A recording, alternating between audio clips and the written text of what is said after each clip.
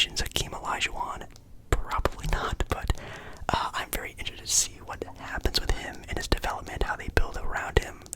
San Antonio's a pretty interesting team now, and I'm excited to see what they do. The second overall pick, we had the Charlotte Hornets, and they ended up taking Brandon Miller from Alabama. They get a grade of a B+, and I think I would probably also give them a grade of like a B+. Not a bad player whatsoever. He is the best, probably most talented college basketball player this year. He was a freshman. He's still really raw and can develop into a way better player than what he is right now. He's 6'9", shoots 40% from three, can definitely defend with the best of them, it seems, and he could be maybe even the best two-way player in the NBA one day. But it's a lot of ifs, and there's definitely a lot of things that comes with that, and watching him play a lot of games in Alabama, because he was probably my most watched player out of everyone on this little NBA draft show. He sometimes looks like he can be that. Sometimes he looks like he is a Rashard Lewis copy. Like he's just like a good shooter who can dribble a little bit. So it really depends on his mindset and that can he really develop into that great player. If he can, great. If not, they might have left someone on the board who can be better. And that is, of course, the player picked at number 3 by the Portland Trailblazers. Yes, Portland ended up taking a point guard, Scoot Henderson from the G League Ignite. Now, I think I am going to be talking a little bit about Portland here because this is kind of a big deal when it comes to Portland with Scoot Henderson. You did hear me say point guard. Oh, by the way, they got a grade of an A, which I'll agree with, but hold on a second. Scoot Henderson is the best point guard in this draft class. He is compared to being a prime Derrick Rose, like a Ja Morant type of player. Like he's going to be pretty much entering the NBA, can maybe be like, I don't want to say an almost all-star, but definitely that sort of hype of a player. Like a rookie Ja came to Memphis and really helped change that organization to the success that what it is now. Well, maybe not success, but what that team is now. Of course, with Portland, they have Damian Lillard, which is the jersey I'm wearing right now, and you guys know I am a Dame fan, of course, and this does rub me the wrong way. Portland's general manager, Joe Cronin, has been very publicly saying he wants to help Dame, he wants to build around Dame, he wants to do everything he can around Dame, he wants to push all of his chips in to help Dame.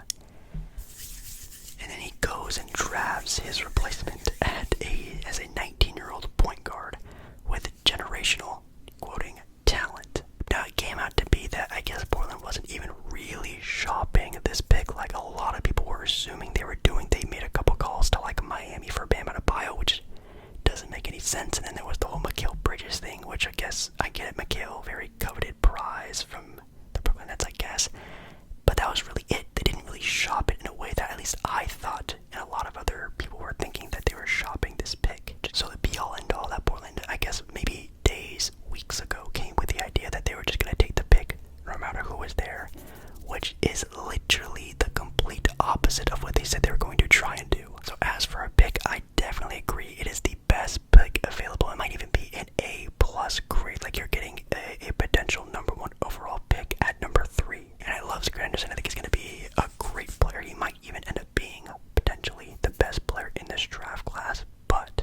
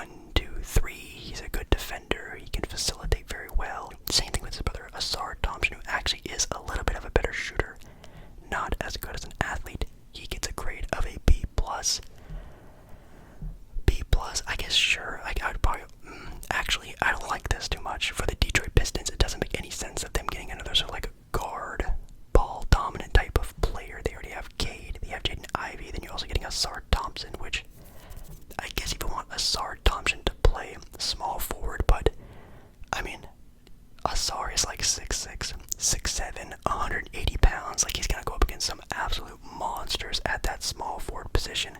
He is not going to be ready for that, so I'll maybe give them more of like a B- of a grade. I would rather them have taken an actual true forward than trying to reach with the pick of a SAR.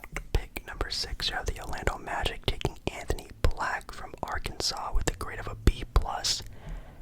Yeah, I would say about a B+.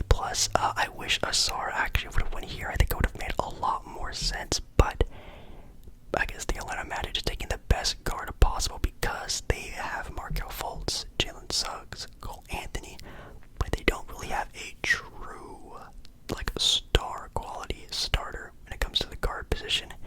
And I think Anthony Black can really be that. He can be Markelle Fultz times 5. Like, he can be an even way better version of that. And I think that's what they're just looking for to play next to Franz Wagner and Paolo Banchero. Makes a lot of sense. B+ grade. Yeah, number 7, we have the Washington Wizards via the Indiana Pacers. Yes, the Pacers traded this pick to Washington, and they picked up Bilal, Coulibaly from France, the Metropolitan 92s, which is the same team that Victor Wembanyama plays for. I actually didn't have him in my mock draft at all, but apparently this dude rose in the draft sphere, kind of randomly out of nowhere, and went above a lot of other players. This is a grade of a C+, and honestly, I agree. This, in my opinion, was a little bit of a reach from the Wizards, a team that just traded away all of their good players, and their best asset that they're getting for their new team is a developmental Frenchman who really wasn't even a really great piece on a team that was obviously led by Victor. So you're not even getting the best player on a team. You're getting a 2-3 option on a team overseas. That's a developmental piece. Okay, do what you gotta do, I guess, Washington, but in my opinion, there's some other more ready, I don't want to say like, cornerstone pieces they could have had, but there were. At number 8, we have Indiana from the Washington Wizards taking Jarace Walker from the University of Houston with a grade of a B. I really like the idea of Taylor Hendricks going to Indiana. Maybe their practice or whatever wasn't all that great. Maybe I'm just not super in tune with the scouting department, but I thought it would have been a really good fit. I guess they're just going with the more upside talent, which Jarace Walker does have more upside. So I see that making sense. I'll give them a B. I think Taylor Hendricks or Jarace Walker were the pick. They're just going with the more upside guy than a more of a fit guy, if that makes any sense. Then at pick number 9, we have Taylor Hendricks going to the Utah Jazz. They are getting a grade of a B-. I would also agree like a B-, C+, because they already have a power forward all-star with Lauri Markkanen. I'm assuming they're going to try to play Lauri Markkanen or maybe even Taylor Hendricks as a small forward, but I don't think any of those guys can really truly play small forward. Lauri tried to do it in Cleveland and he sucked butt that year, so I liked him more as a true power forward. I'm guessing they just took the best player available, didn't really go for fit, and they're gonna try to make it work. But honestly, I would probably give this a C+ grade. I didn't really like it all that much. At number 10, you had the Oklahoma City Thunder via the Dallas Mavericks. Yes, the Dallas Mavericks traded back in the draft. In OKC, a team with Shai Gilgeous-Alexander as their starting point guard, drafted a point guard in Cason Wallace from Kentucky, getting a grade of a C+. Honestly, I think I might give this grade like a C, maybe even a C-. Like, you're getting a undersized, at least in today's NBA, an undersized guard who's just more of like a defensive monster. He might be even the best perimeter defender in the draft this year. But you're drafting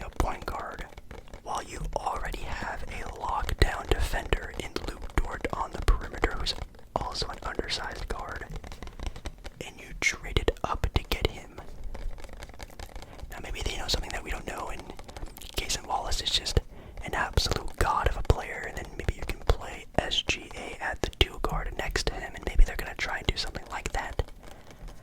But man, it doesn't really make a whole lot of sense for a team that, does have a lot of pieces, and they have a lot of swings to take those pieces, because they have a bunch of draft picks. But I feel like there's, again, a little bit of a reach.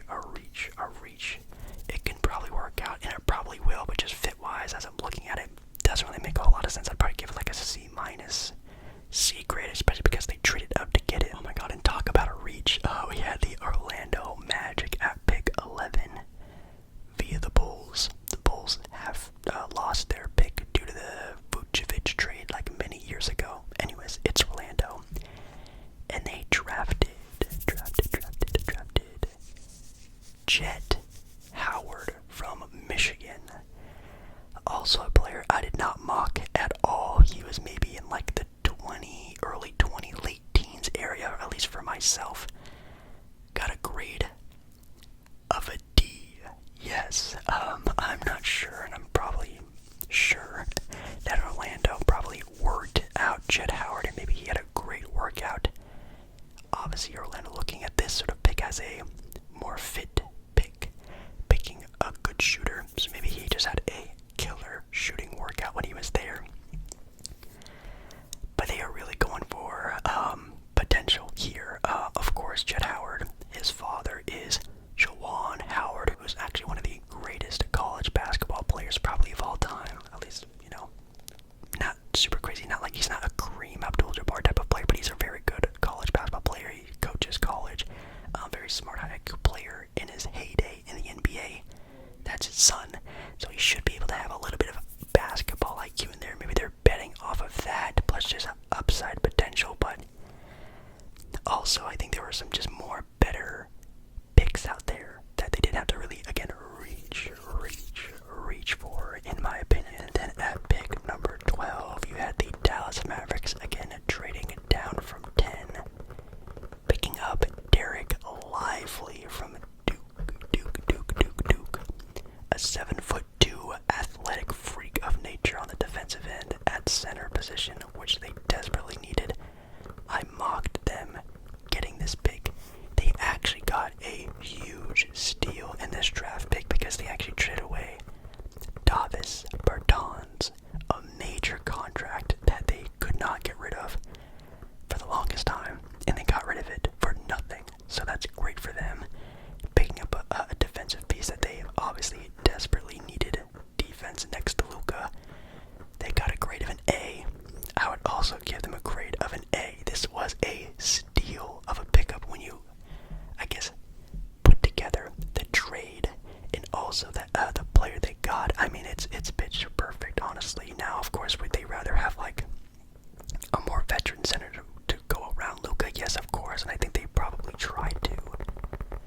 But if you're getting that at a cheaper contract as a rookie, and hopefully they get just enough effort to put him on the floor as a rookie, that's pretty worth it.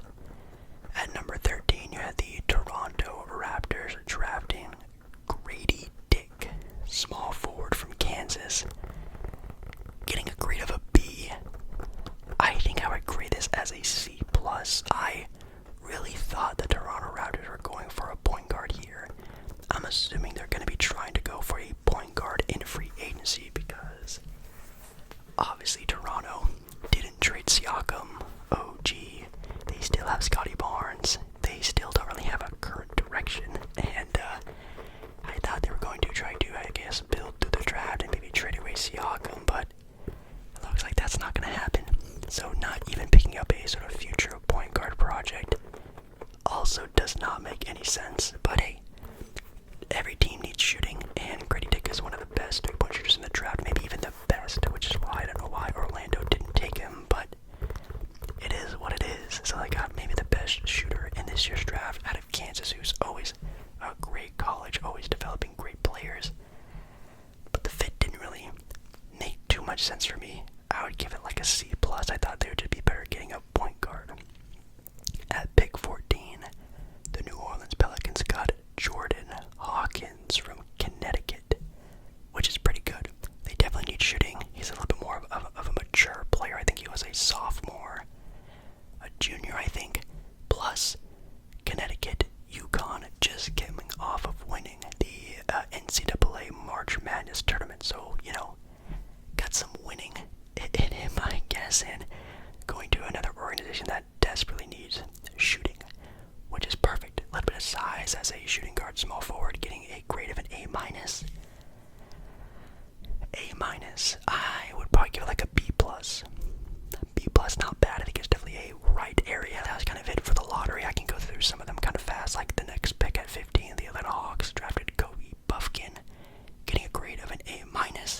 the Utah Jazz at 16 got Keontae George as a C+ grade. Wow, that's kind of low. Keontae George, definitely more of a project piece in Utah. Obviously a team that can work through some project pieces, but honestly, Utah didn't do all that great in their draft. In my opinion, they might be so far like the biggest losers just because, Taylor Hendricks, when you already have Laurie, you're picking up a really big project piece as a 2 guard with Keontae George when you probably should also be drafting to look for a point guard of the future. I don't know about that team in their draft this year. 17, the LA Lakers took Jalen Hood-Schifino, a point guard, shooting guard, definitely just more of a combo guard that would honestly look pretty good in a Laker uniform as a B grade. Also in my mock draft, I mentioned that Cam Whitmore will 1000% be a faller in the draft this year. He fell from a projected 5 to 10 pick to pick number 20. Yes, the Houston Rockets at 20 got Cam Whitmore, which is kind of funny because Cam Whitmore was almost mocked to go pick 4 for them. So they got a 4th overall pick potential guy in pick 20. Insane. A+ grade. Yes. The next lowest grade we had here was the 25th pick Detroit Pistons picking up Marcus Sasser from Houston, the University of Houston, getting a grade of a D+. That's one of the lowest grades, if not the lowest grade we've seen so far, which is crazy. There's actually no F grades in this year's draft, which I think there's always been a handful in all of them. Not too shabby this year NBA teams, but yeah, that's gonna be it for me. Sort of the grades, my own takes. Some teams definitely got some great steals, like Houston I think did a great job. I think Dallas did a great job. And some other teams a little bit on the fence of what they want to do, like the Toronto Raptors, like of course the Portland Trailblazers, who did draft well. I'm not saying Portland didn't draft well. Portland actually had an amazing draft with Scoot Henderson, Chris Murray. They also take Ryan Rupert, a Frenchman, with their 2nd round pick. They actually had maybe one of the best drafts also, but just with the direction of that team and the general manager, and oh god, some teams definitely had some also very good drafts and some bad ones, but a fun one nonetheless. I thought there would have been a lot more trades, so that was a little disappointing, but not a bad draft all around. But let me know down in the comments your own thoughts, opinions. I know some of my picks were wrong, but let me know if any of yours were wrong. Players you're high on, players you're kind of low on, anything like that. And make sure you also like the video. If you do like the video, it really means a lot to me, and I appreciate it. And I appreciate you. I love you. Love you. And I hope to see you again in another video very soon.